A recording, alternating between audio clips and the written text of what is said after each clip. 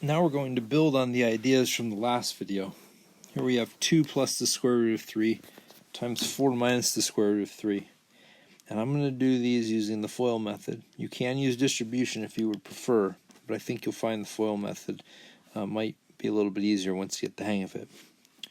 So using FOIL, I'll have 2 times 4, which is 8. 2 times negative root 3, which is minus 2 root 3. Root 3 times 4 is positive 4 root 3. And positive root 3 times negative root 3 is negative root 9.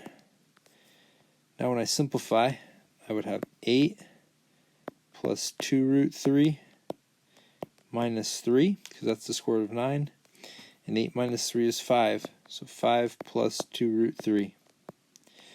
You'd get the exact same answer if you use distribution, but I think you'll find FOIL a little cleaner for these kinds of problems. Why don't you practice with this problem and pause? Well, if we use FOIL, 4 times 2 is 8. 4 times root 10 is 4 root 10. Negative root 10 times 2 is minus 2 root 10. And negative root 10 times positive root 10 is negative root 100. Now we need to simplify, and this would be 8 plus 2 root 10 minus 10. And 8 minus 10 is negative 2, so negative 2 plus 2 root 10. There's our final answer. Let's consider another one. Let's try another one. It's not really different. Same process. Hit pause and give it a shot. Let's try some FOIL. 4 times 1 is 4.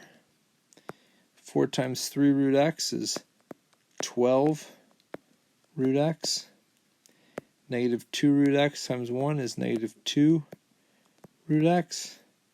Negative 2 root x times 3 root x would be negative 6 square root of x squared. Now we just need to simplify. And this would be 4 plus 10 root x minus 6x. And I would probably write the answer that way. There's nothing you can really do. Other people may prefer 4 minus 6x plus 10 root x, and I'm of the opinion that there's no good reason to do one over the other. Let me remind you of 2 other things. Imagine you had 2 plus the square root of 3 squared. Well, you know that just means 2 plus the square root of 3 times 2 plus the square root of 3. And now it's just like every problem you just did, where we just write out what it means, and we can use FOIL. 2 times 2 is 4.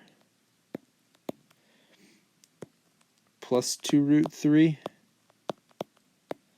plus another 2 root 3, and the square root of 3 times the square root of 3 is 3. When we clean this up, why did I write x there? I'm sorry if that's confusing. This should be a 3. When we clean everything up, you would get 7 plus 4 times the square root of 3. Let's try one more, and I'm sure you've got the hang of it. Try this. 4 minus root 2 times 4 plus root 2. Hit pause and see what you get. Alright, if we use FOIL, 4 times 4 is 16. 4 times root 2 is positive 4 root 2. Negative root 2 times 4 is negative 4 root 2. And negative root 2 times positive root 2 would be negative 2. If we clean this up, you would get 6 minus 2, which is just 4.